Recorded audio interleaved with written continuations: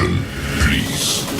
The show starts in 10, 9, 8, 7, 6, 5, 4, 3.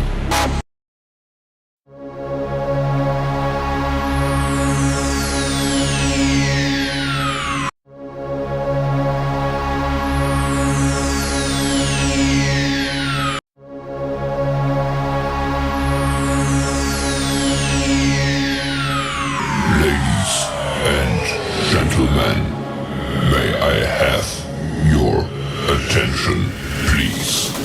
The show starts in 10, 9, 8, 7, 6, 5, 4, 3, 2, 1, go.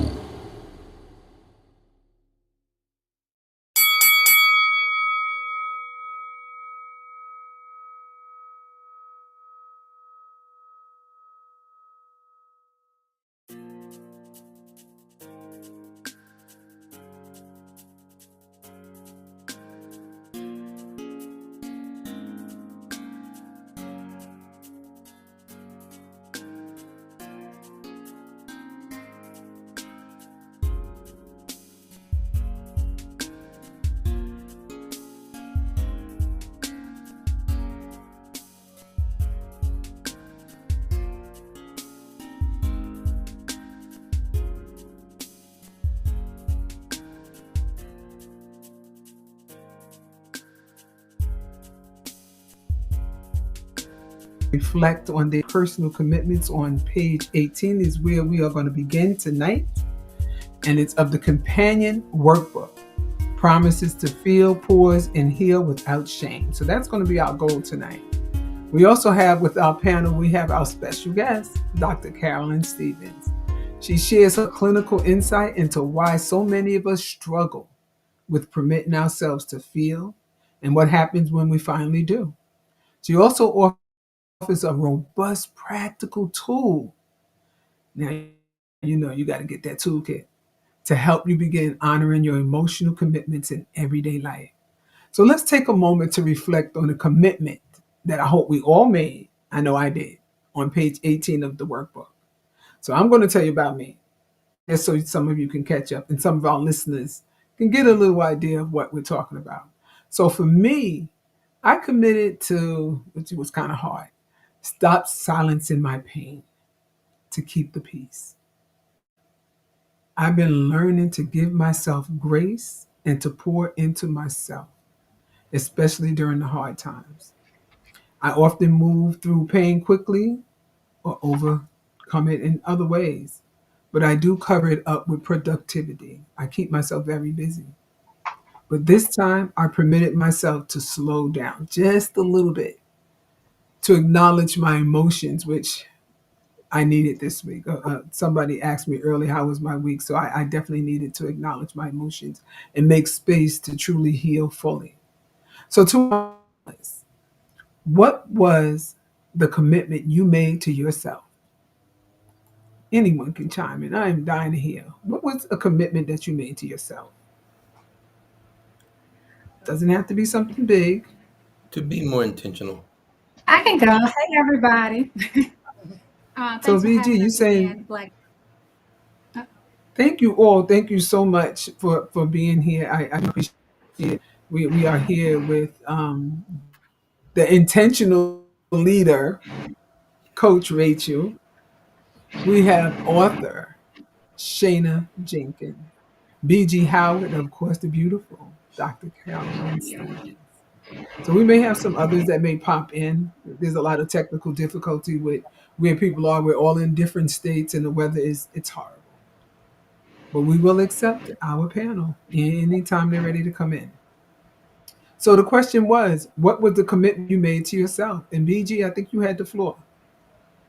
Yes, ma'am. I was saying I'm in my commitment in reading the workbook and purposing to be a lot of times people say be more intentional, but they really can't define what exactly that means. And Mm. for the longest time, I thought that I was being intentional. You know, I've learned to not not canvas my emotions, not hide my feelings, not dance around the issues of other people's feelings. But then I realized that, in my in my quest to be more intentional, thinking that I had actually accomplished that, I really wasn't. And you find yourself in a Oh situation no. where, if there's something that challenges your intentionality, if that was your habit before, you kind of revert back to old habits and you just kind of digress, and you end up subduing those intentionalities, those feelings. And So so, let me ask you. I don't mean to mhm. cut you off, but I want to get this out. Have been doing more, or that just seemed to be happening more? Was it something that was emotionally, mentally, or physically since that commitment? Since you made that commitment? Well, I would say honestly all of the above. um, Oh, wow. I deal with the biggest challenge that I have on a daily basis. Many people are not aware. Those who've met me in person know that I have a little limp. Okay, that's being modest. I have a waddle. um, the consequence of an accident from years ago, and it's something that it's not a process of healing. My Right. physical body, doctors have said, will never be 100%. I have limitations, and those limitations present personal challenges every day. Even the effort for me getting out Well, of you know bed. what? We all have challenges. Some of us recognize them, some of us don't. The challenges are there. Some people have, look, I have a challenge trying to close my shades sometimes because my daughter flipped it all the way up. And then I have to call her and then she'll tell me, Ma, you're short. And that's all right because it'll be easier for me to hit the ground than it would be for her because she got a longer fall. That's a challenge for her. Well, So that's what I would have to say to her. So we all have challenges. Some I'm glad you did. She said she heard that. So some of us have challenges that we acknowledge, and some of us we're not there yet. I won't say that we don't, but we're not there yet. What about some of the rest of you? What was your commitment to yourself? I mean, I can speak of it if that's okay. Um, Sure. my commitment to myself for this week, and ongoing, is I have the tendency to I don't really pay close attention to politics itself. And the way I usually look at Mhm. things is I go to C-SPAN and I look just at the House floor. So I said I'm going to intentionally take an opportunity each day to go to an outlet that is actually talking more about the couple of laws that are being enacted. I just want to make sure that I'm a lot more aware of those things because those things could affect the community pretty quickly. And I want to make sure that I'm aligned and aware more of it because I'm a person who only watches television one day a week, and I don't, and it's not a Oh, TV with commercials. I only watch UFC, so I watch UFC one day a week, and so I don't follow mainstream news because there's a lot of fear tactics involved. But right now, there's some things that we really need to be made abreast of, and the only way I can be abreast of it is if I take an opportunity to find an outlet to be able to get all that information pretty quickly without the sensationalism of everyone putting their emotions into it. So that's my intentionality I'm for. glad you mentioned that. No, I was saying I'm very happy that you said that you watch TV once a week and what you actually focus on.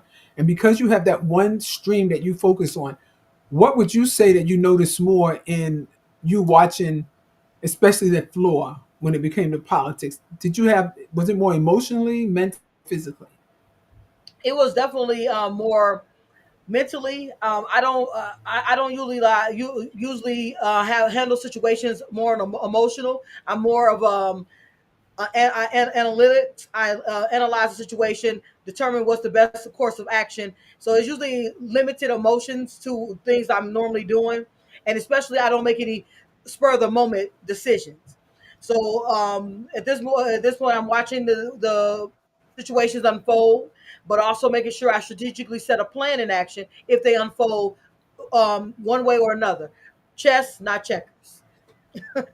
Hey, I love that. I love that. Does anybody else want to share?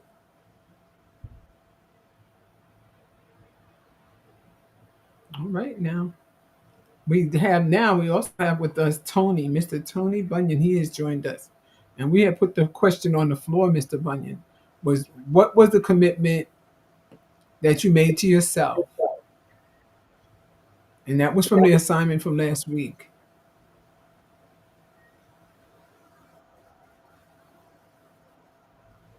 One commitment that I made to myself a long time ago was to never give up. I mean, God has been so Mm, good to me and my family that even when things are bad or look bad from my perspective, I know it's going to work out for His glory. So I just learned to go through what I got to go through just to get to the other side of it. Because the key word is I'm going through it. We're not sitting in it. We still moving, and He's still moving. So long as you're going through it, then we know. And as my mom, my grandma would say, "What doesn't kill you, it makes you stronger." And I truly believe that. So I just always committed to never giving up, regardless of what it looks like. Just never give up. Just keep going. And you move 1 feet. When you move 1 foot, the God's gonna move two. So you take one step, God's taking two. So I'm just always committed. And people always ask me, how am I so positive? Because I know I lost my daughter when she was 6 months, and going through that I'm phase, sorry. I really learned that life is short, life is precious, and there's no age limit on it. So every day I'm on top of the soil, Mm, I'm gonna enjoy it. I'm gonna do my best to pour into somebody and just live my life as long as I can, because one day I too will be out of here. But until that day come, I'm gonna do my best just to live my life fullest and to always honor my daughter. So never giving up is something I live by, and I teach my kids and I teach everybody, because you can be struggling one day and you can be living your best life the next day. That's how good God is. He take you from zero to a hero within a blink of an eye. So just never give up. That's my message to everybody. So, Keep going. so would it be safe for me to say, and correct me if I'm wrong. I'm wrong sometimes. Would you say that it was safe to say it's more emotionally, mentally, or physically for you? I think it's a combination. We are human, we are flesh, and we fall short every day. So some days it feel like it could be physical, but I understand that my spiritual connection is what keeps me going. Some people think that alarm clock is what waking them up every day. It's not that alarm clock. It's some powerful than that alarm clock. Because I have the same alarm clock, and I put that same alarm clock in the cemetery. Ain't nobody getting up. So it's something deeper than that. You're So I right would about say it's that. a combination, but I think it's more my spiritual, which also because of my spiritual connection, it allows me to connect to myself, put myself first, which means I'm big in working out, I'm big in eating right. So because I can't do nothing for nobody, for my family, if I'm not together myself. Amen. Amen. Love that, Tony. Does Love that. anyone? And he's right on point. If nobody else has to share, we have any listeners out there, we're not going to forget about you. If you've been walking this journey with us, we want to hear from you as well. So you can put it in the chat. We just for you, because you had maybe have just purchased the book. We're on page 18, and I want to know, what commitment did you make to yourself? Put it in the chat. Let us know. And then let us know, what changes have you noticed in your emotional well-being since honoring that commitment to pause, to feel, or to heal. Dr. Stevens, we're honored to have you back with us tonight. As always, we're honored to have you here. As we reflect on the commitments that we made to ourselves from the workbook, many of which deal with permitting ourselves to feel, to heal, and to stop hiding behind survival. I would love your clinical insight on that. Okay. And well, first, I want to say good evening to our panelists. I want to say good evening to everybody who is watching with us live, and those who will be coming on with us um, via watching the replay. And so, uh, Ms. Donna, can you repeat your question so I can make sure that I'm hitting on the right points here? Repeat that So question for me. as we as the panelists and those viewers as well, as we reflect on the commitments that we made to ourselves, many of which deal with permitting ourselves to feel, to heal, and to stop hiding behind survival. I just want to know your clinical insight on that. Okay, so to feel, to heal, To because heal and to you said stop some hiding really behind ourselves. and you said three really profound things. We could probably do a whole show just if we dedicated ourselves to focusing on each one of those things individually. So, as far as feeling, to feel that is going to come quite naturally because we are human beings, and so we're going to feel. Now, when we go over to heal, that is another step because we have to be able to identify what it is that we're Mhm. feeling. Sometimes people don't necessarily know what it is that they are feeling because they have spent so much time masking what they're feeling, not properly labeling feeling. When I use the term labeling, when I'm working with children in the public school system, I have an exercise that I call label those feelings. And I do that with children, and as adults, we need to do that as well. But I do that with children because with most children, they have not developed their emotional vocabulary. They don't know how to articulate what it is that they're feeling. So I ask them, label that feeling. I am now putting them in a place where they have to think about, okay, am I mad? Am I sad? Am I angry? Am I happy? And we really have to do the same thing for self. We have to be able to, one, label exactly what it is that we're feeling, because if we don't label our feelings, we're not able to articulate to other people what it is that we're feeling. We can um, demonstrate behaviors, that says to other people, "Oh, maybe she's mad." In reality, Mhm. maybe it's not that I'm really mad or angry. Maybe I'm frustrated or I'm Mhm. sad, but it looks like anger. So I would say, in terms of feeling, in order to heal, we need to first and foremost identify what that feeling is. And we do that by spending time with ourselves. When you ask the panel what did they work on, what was their emotional homework for the week, that was certainly mine, was to be more in tune with what it is that I'm feeling. And that requires sometimes taking a pause, allowing yourself to get quiet within your spirit so that you're able to identify what you're feeling. Once we're able to identify what we're feeling, then we can move on to healing. And then we have to give ourselves permission to feel what it is that we are feeling. Give yourself permission to be angry for a moment. Give yourself permission to be sad for a moment, because as I always say each and every show, it's okay to not be okay. So, from your perspective as a mental health therapist, why is it so difficult for many of us, especially Black women, to give ourselves permission to pause and feel? That's a very good question, Miss Black. And that's one of those questions that could definitely take up about two or three shows, if not one. But I'll try my best to put out an answer. And I want to say hello to the guests that are joining us on tonight. I'll try my best to give us somewhat of a condensed um, answer. So I'll have to answer it from a cultural perspective. And I happen to be a therapist that is culturally cognizant because the majority of the people that I work with are from the African American culture. But as a culture, when we start to examine the things, the disparities that we experience as a culture, as a people, and there are many.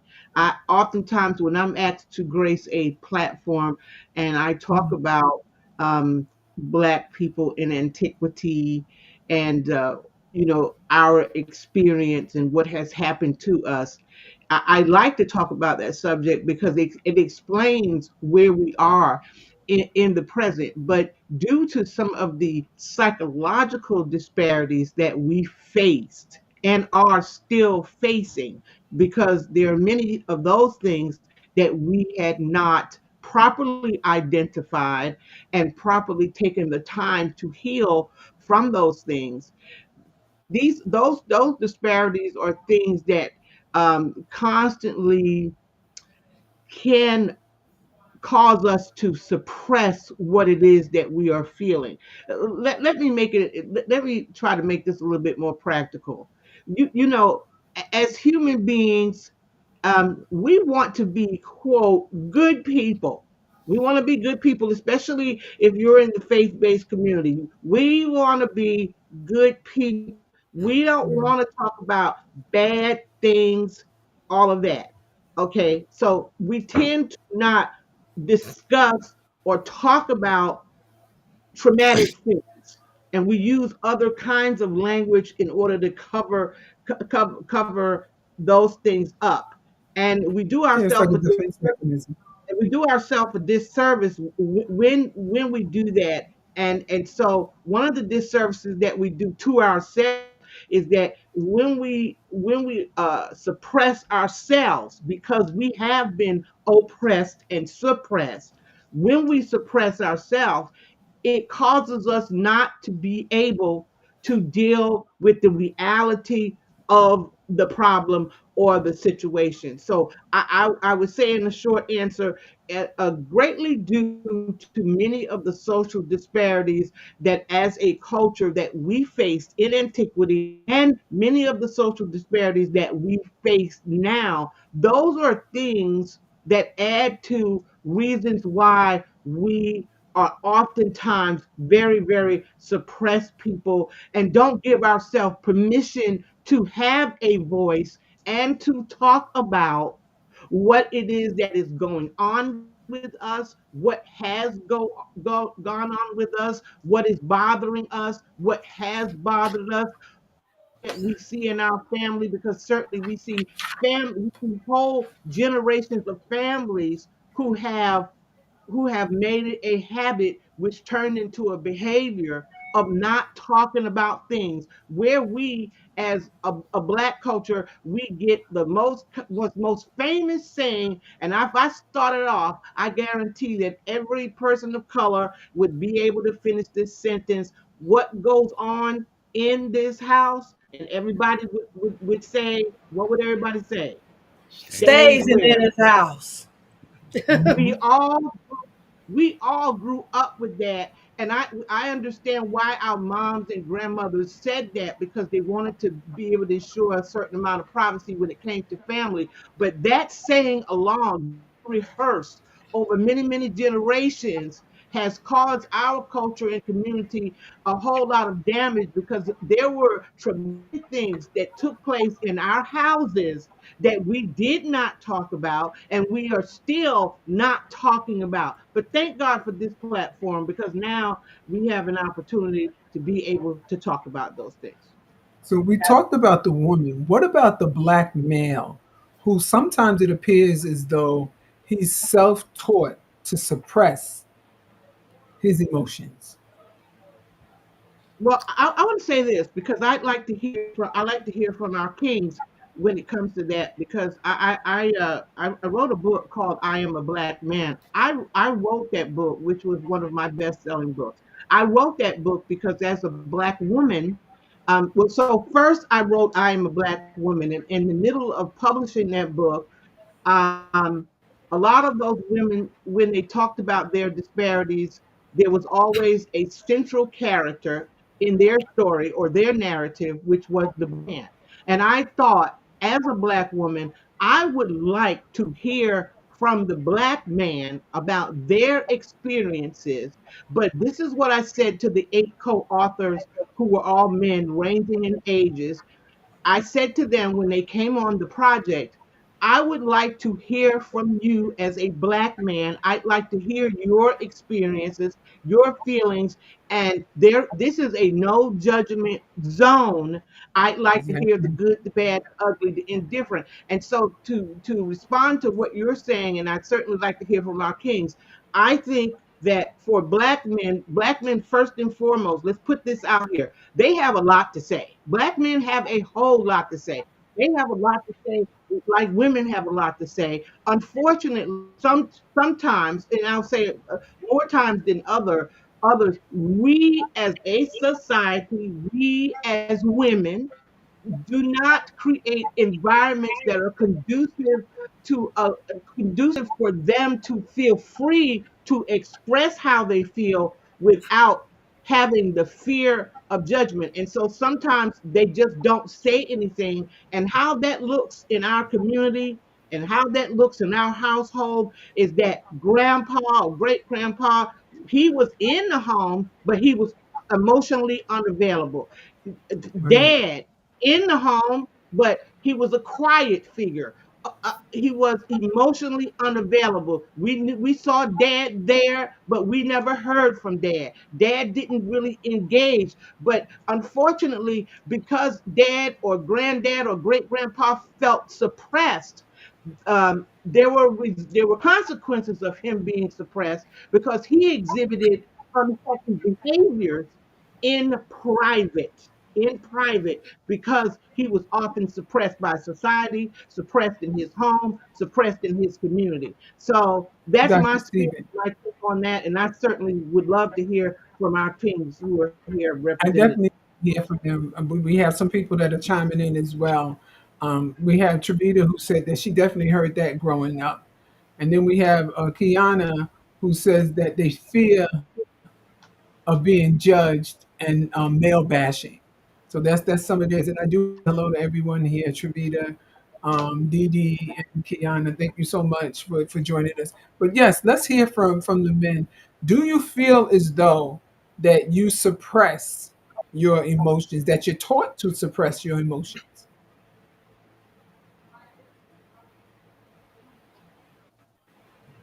I'm gonna get. So of I'm course gonna it's give. not right or I'm wrong. gonna give the floor to Tony first. Okay. Thank you, brother. Um, I would say it started from a childhood. I'm an '80s baby, and I grew up. I remember Dad saying, if when I fell off my bicycle, get up, shake it off. Boys don't cry. I remember, hearing that several times. So even at a younger age, I was never taught that it's okay to cry about certain things. It's okay to express yourself as a man. I was taught to hold it in. And with my dad being in the house, I don't recall my dad saying, "I love you" verbally. I know he loved me because of Mm, things he did, wow. but I don't recall him, hugging me or telling me, "Son, I love you." We know our dad loves us because he's paying the bills, he's buying the food, he's taking care of his responsibility. But we have to also remember that, for example, my dad lost his dad at a young age. So my dad lost his dad at 9 years old. So my dad had to learn how to be a father. He never, it's something like there's no book for it. So he did the best he could with what he knew. And I took the good things from what he did and I kind of used that in my life. But so now I tell my son, it's okay to express yourself as a young man. It's okay to cry if you need to. We can't cry about everything. That's not what us men do. But it's okay to express yourself. So I'm still learning how to be the best dad I can. It's a process. I'm learning how to be a man. It's something I did not learn. But expressing ourselves is something. It's a learned behavior because for most of us, it's not taught. Especially coming up, in the hood, in the projects, you got to be tough. You know what I mean? You can't be soft.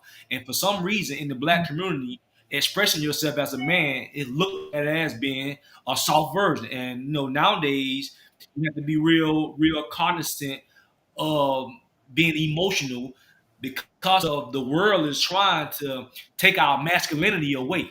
The world is trying to demasculate us men, but the Bible says God created man, then woman, so we are important, and the world is trying to take that away from us. So us men have to stand up and take our appropriate position, which is the head of the household. Okay. Just Yes. we are first, and when you are first, there's responsibility that comes with being first. Because somebody somewhere is watching you and learning from you because we are first. So it is Love a it. learned behavior. It is something that we got to constantly work on. It's not going to happen overnight. It's not going to. It might take years for us to, as a black culture, especially as a black man, to get to the point where we can say, "Hey man, I love you. Hey man, keep up the good work." And that's something I do all the time with my friends. Some of them are great husbands. I tell them, "Hey, keep up the good work." And it's surprising that they don't hear it enough. I might be in a store, see a random black man or a random man, period, with his kids, and I say, "Hey, keep up the good work. I see you." And you should see the smile on their face. You should see, "Hey, man, thank you. I appreciate that." Because that's not something we do as men. We got to learn how to encourage each other a lot more than better, rather than tearing each other down. So, Brother Howell, please add anything to that. Absolutely. You're absolutely right. I'm gonna just chime in before BG does. I heard that growing up that you don't cry, but the thing about it was it was told to me. I grew up with the five brothers, and they would tell me, "You're not supposed to cry. You're not supposed to cry." So I grew up saying that I'm not supposed to cry. I'm supposed to tough it out. Hmm. But I'm looking at them like I'm your sister. I'm not your brother. But that's just the way that I am now. You just don't cry for whatever it is. You don't cry. So when I take pain and things just don't bother me, and I said, it's because they always told me you just don't cry. I never knew why they say you don't cry, and especially me being their sister, you're telling me not to cry. And I bet you boo-hoo it in the bathroom or something, but they told me not to cry. Go ahead, BG. Well, it's an interesting dynamic because I, well, however you look at it, fortunately or unfortunately, I don't have much recollection of my past. My father, he passed away several years ago, and I think the best example that I've gotten scripturally, as Mr. Tony was saying, the Bible teaches us, our responsibility. And I'm very, very intentional about my responsibility as the man, quote unquote, head of household. Um, I'm very, very adamant about the fact that, like me or dislike me, I really don't care. But respect me, I give you a choice. By the same token, that demands that I also respect the next man. Yeah. I'm not really, I look at all men as the same. There are struggles that we as black men endure. A lot of it at the hands of, other races. But I'm one who I would much rather take on the responsibility of myself than try to blame or point fingers at someone else. You know, the the ideology. I think probably the two best books I read or have read, the Bible, and I have repeated this before. Men are from Mars, women are from Venus, and those two books have given me a unique perspective on the male psyche. Uh, I Wow. do a lot of research. I'm a weekly columnist for the newspaper back home in Georgia, but I do a lot of research. And one of the things that I'm a big proponent of is you educate yourself, improve your knowledge. And when it comes to men and the dynamic of our position in the world, the ugly truth of the matter is we're the low man on the totem pole. You know, Well, we're this right there with you. We're right this there on that world totem pole, right along with. this my wife and I were watching a documentary earlier today, and it talked about how um, the black heritage has literally been stolen. If you look at every major continent in this world, on every major continent, indigenous people were black. They educate us and tell us that we were brought over here on slave ships. No, there were not that many slave ships that brought that many people. The indigenous people in this country were black. Um, it's just something that been it's a misnomer. We've been miseducated, and like I said, our heritage has been stolen. Um, Those I'm are the not things that you need to be teaching, or the teachers need to be teaching our children that's in school that's hearing different stories. And most of those history books have been tainted. That they want us to know but so much, but not enough about our own culture. And then that comes from us, where we have to continue to educate our own, because nobody else is going to do that. So they're no, limiting things that's in the schools now. So I get that, and I applaud you for saying that. We have Dee Dee, who says, "Thank you for this conversation. It's a conversation we definitely need to have as a person." We have Kiana saying, "Our older generation were children, then parents. Our generations are now adults having children." Travita chimes in and says that it's the same thing for her. She has five brothers, five boys, and that's exactly what they said. So, for those who, thank you so much. Thank you, Dr. Stevens, and for you gentlemen for chiming in. For those listening who are just beginning to make space for healing and who might feel uncomfortable sitting in stillness or confronting their emotions, I want you to come up with yourself, because I'm going to ask you next week, what's one practical step or daily practice that you recommend to yourself to start honoring a commitment, a real life commitment for you?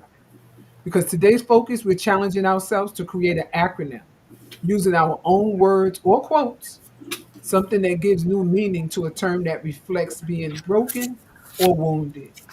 The goal is to reclaim and infuse that word with power, intention, and healing. And that's the word that I chose. I chose healing, and I broke it down as an acronym: healing, life, invigorating, and nourishing, along with glorify. So I chose that as my acronym because healing isn't just about recovery, it's about transformation. I chose words that reflect the absence of pain and the presence of renewal. Each word in the acronym speaks of the strength and the grace that can come from even our worst wounded pieces. So now I'd like to turn it over to you to tell me what are some of the acronyms that you guys came up with. I'll take it if that's okay. So I'll Yes. say I came up with FADAR.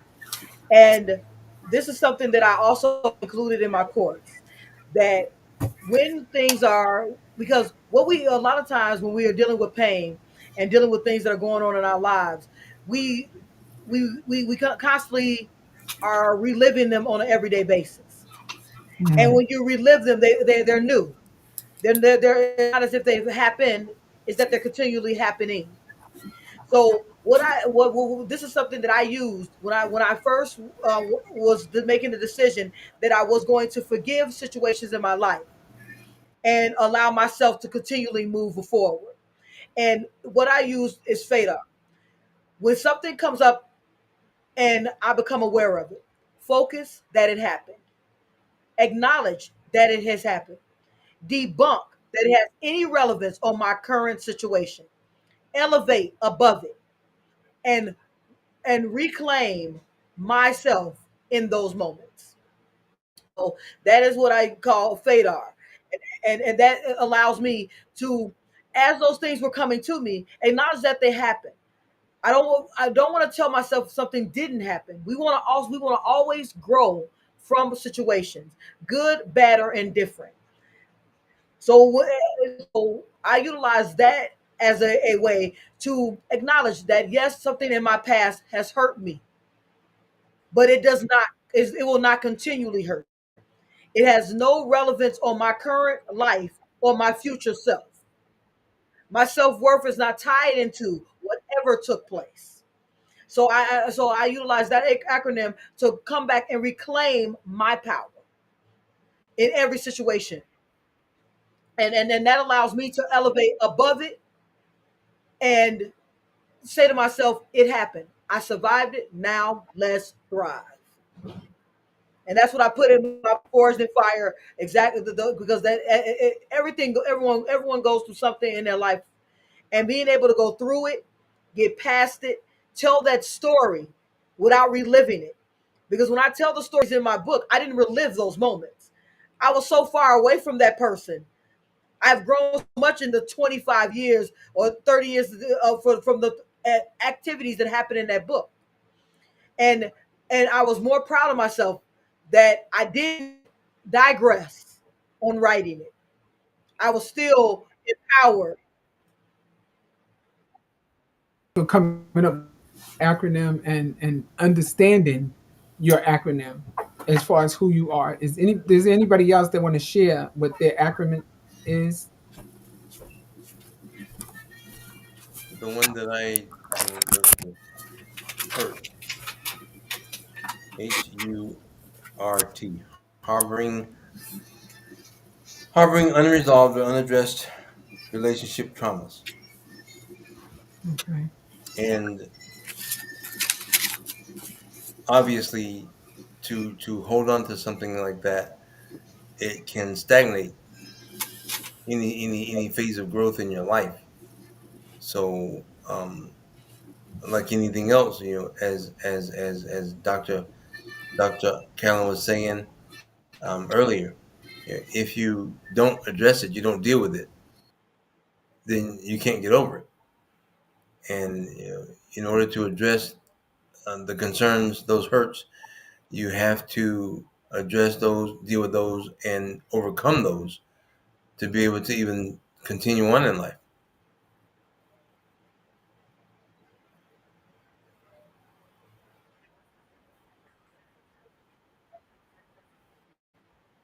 It's so important in this season,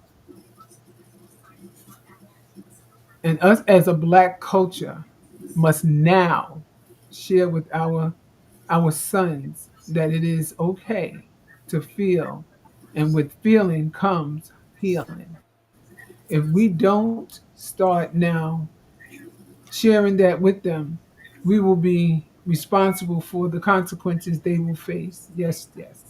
She says our generations now are babies, having babies. Yes, they are. I see it all the time. But we must not be silent in that in this issue. And I get that. You just see that their babies having babies, and this is why I say sometimes traditional grandparents. To me, a traditional grandparent right now in this age would at least be 40 years old. I can't see somebody being 30 years old being a grandparent. I understand that happened hundreds of years ago, but things are different. Things are definitely different. Now, I'd like to turn this over to Dr. Stevens. Dr. Stevens, as we explore this idea of reclaiming brokenness through words, using acronyms like healing, new meaning to pain, what are your thoughts on the power of language in the healing process? My thoughts on the power of language. That is, that component is very important when we talk about the process of healing. The work that I do is focused on language. It is me listening to what people have to say and helping them to develop what emotional language, and in turn me being able to respond back to what they have said to me.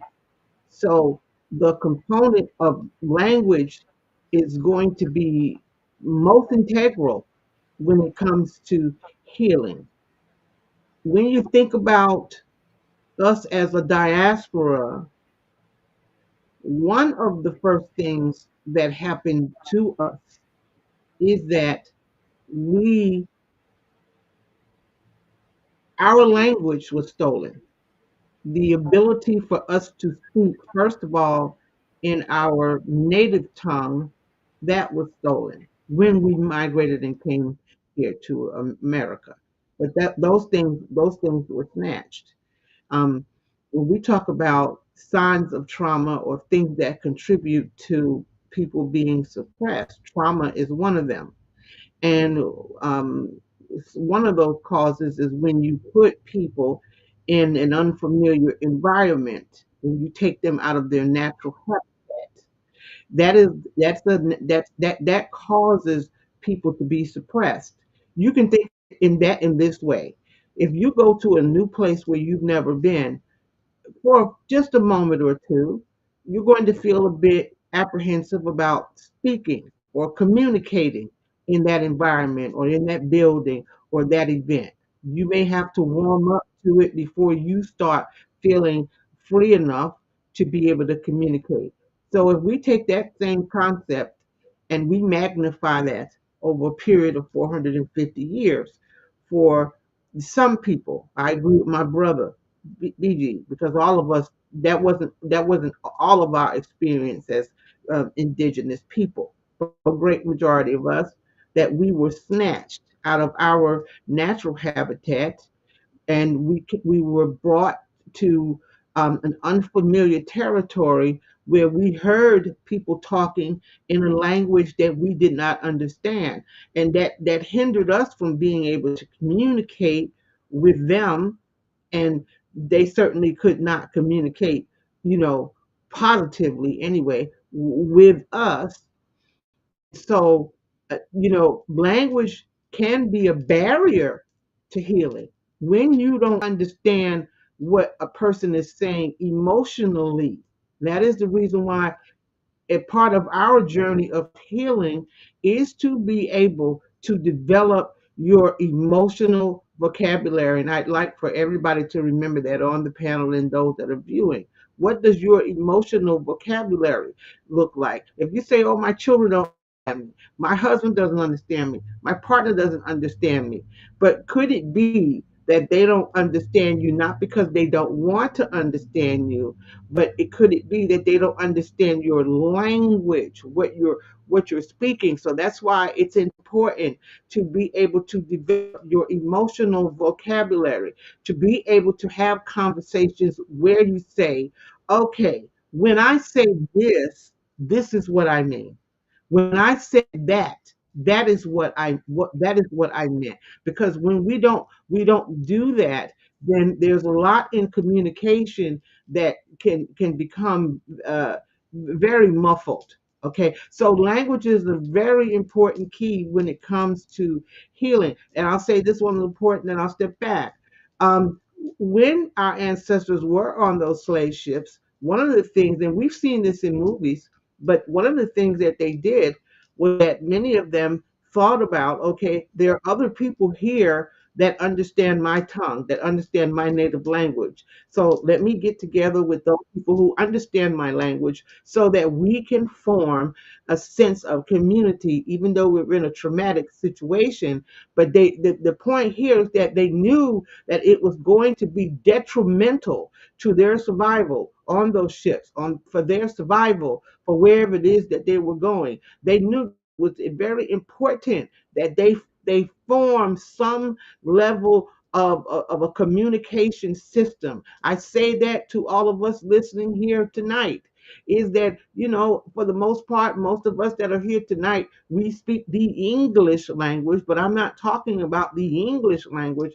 I am mainly referring to our emotional language, that we have to be more intentional, as Coach Rachel would say. We have to be more intentional about one, developing our emotional vocabulary, two, developing that emotional vocabulary to the point that the community that you work in, that you navigate in, that you're a part of, that they understand what it is that you're communicating when you say these things or do these things. This is what I mean when I say it, because there's so much that gets lost in communication. So yes, language by far is one of the most important pieces of the healing process. BG had brought up, us coming over on ships and who wasn't really on those ships and how they had taken advantage of us, because we all have a purpose here on earth. But purpose isn't just about what we do, it's about how we show up in the world, even when we are broken or healed. So I want to ask you a question. And I want each one of you to think about it. What does it truly mean to walk in your purpose, especially amid pain, transition, or transformation? What does it truly mean to walk in your purpose? Or do you even know what your purpose is, especially when you're going through pain, transition, or transformation? I like to answer. Yes, please. First of all, I want to ask you all for to forgive me for my tardiness coming in. I had some other issues that came up, and then I had a little power outage and tried to get in on my mobile phone, and I think I did more We're here noise. now, sister. Okay, We're thank you. here now, so it's okay. Listen, so I do understand my purpose now. I've heard such wonderful things tonight, but I understand that my purpose has uh, a minimal amount of what I do and a maximum amount of who I am. I was not created as just a one dimensional being. I am a triune being. I am a body, a spirit, and a soul.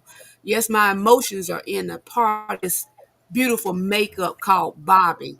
And so, as I tried to find the functioning through the trauma of a whole lot of stuff, it was the healing process that I heard somebody said. I think it was Rachel that says, yeah, I need to acknowledge this thing. I'm not gonna, forever keep it silent. And giving voice means that we have to get a voice. And so I give all honor to the person who formed me in my mother's womb. He created me with my Mm, own voice, and he didn't tell me to be like my mama. Now I heard I should be like my mama or my daddy, because you got those physical traits. But I heard a secret, and that is that no matter what my parents are like, no matter what my community's like, no matter what my race is like, I am not a duplicate of anything. I'm not a duplicate. But amen. when Amen. I tried to form myself in the system, even of family, I'm trying to create my identity and purpose in the system of my family. It was a failure. It produced it self-inflicted wounds. So I'm already dealing with trauma. Now I'm adding and compounding self-inflicted trauma. So during my transition, what I learned for my healing was, yeah, I'm gonna tell what happened to me. I'm gonna tell it. I'm not gonna say I dreamed it. No, it didn't happen. Or look, worry about how it gonna make somebody else feel somewhere down the line. I had a tragic thing happen where I tried to talk about something that happened to me in a setting with people I thought would be like, yeah, you know what? That's true. And they were the main ones saying, no, you got that wrong. Or if you tell that, you're gonna cause a bigger problem. And Exactly. that's in my Exactly. own race. That's in my own family. We have Okay, that's in my we own. have people telling you Mhm. now they're Yep. agreeing with you. They Yeah. understand where you're coming from. Yeah, but the healing part, It, like you're saying to me, is I focus less on my purpose and more on my identity. And I find that connected. So that's why I'm even here on Basic Black After Dark. Because the more I became me, the more opportunities opened up and chance and listen, things that I didn't orchestrate manifested because I'm being me. Not that I'm doing something. I'm being me. And I That's appreciate right. all of me it and tonight. somebody else, because there's only one you, and we Right. we love you. love you for that, for being just you and not trying to be a duplicate of anyone. And I appreciate that on this panel tonight.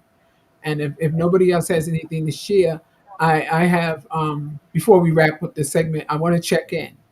Has anyone completed the quotes that we had on page 21 in the workbook?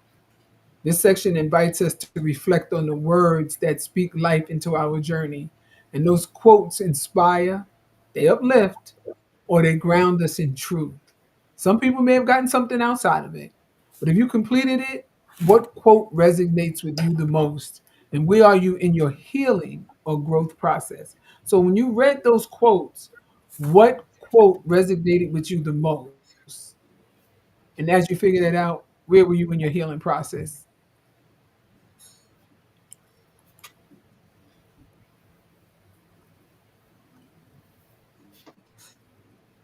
They're shouting out to you. Bobby saying, well done, well done. Yes, Queen, well done. Someone also mentioned that something about therapy.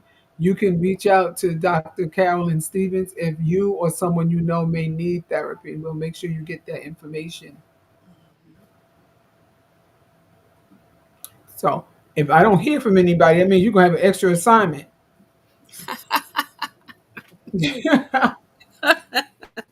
All right, now I'm going to move it on because we got to be wrapping this up. And this goes to our listeners and our viewers too. If you've been following along with us in Cracks in the Surface, Strengths in the Core, we want to hear from you too. So I'm going to give you next week. I'm going to give you all that grace. I'm going to give both of you, our panel and our listeners. All right. Look at page 21, see which one resonates with you the most, and then let me know where you're at in your healing or growth process. You can drop it in the comments, you can share it in live chat, or you can post it using the hashtag not easily broken to uplift one another with words that heal and empower. So, as we prepare for our next panel, we'll explore healing and the real you. And what you're gonna do, you're gonna go to page 22 and 23 of the workbook. Now, because you didn't get this assignment this week, now you got 21, 22, and 23 Yes, to ma'am. do. So I did it. I did it. Mine is here. So I don't want to hear nobody say you didn't do yours. I did mine. It's right here in this book. I make sure I do it. I See, mine is right here. I got mine done. I'm gonna close it because I don't want nobody to copy it. But I Uh-uh. got mine done. I got mine done. I do that work. And I'm not saying that you don't because I know everybody has a very busy life. But before we meet again, I want to leave you with this reflection. What's one small thing you can do this week to create space for your healing? It doesn't have to be big, it just has to be intentional. Also, I want you guys to begin on working on your personal reference guide on page 34. This guide will become a powerful tool for you. It's going to go with you as you continue to this journey.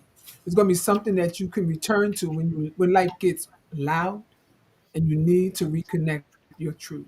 It's really resources that's within your community.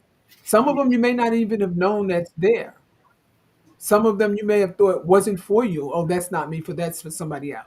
I don't need that. That's for these type of people. We are those type of people. We are. We deal with pain. We deal with hurt. So those are the things that I'm going to be looking forward to next week.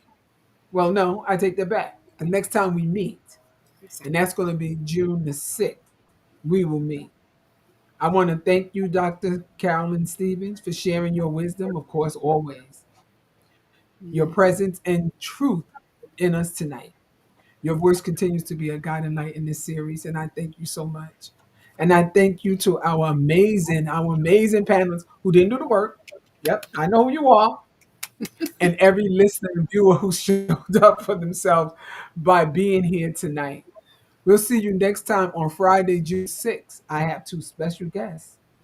They're authors, Baron McLemore and Natalie Murphy.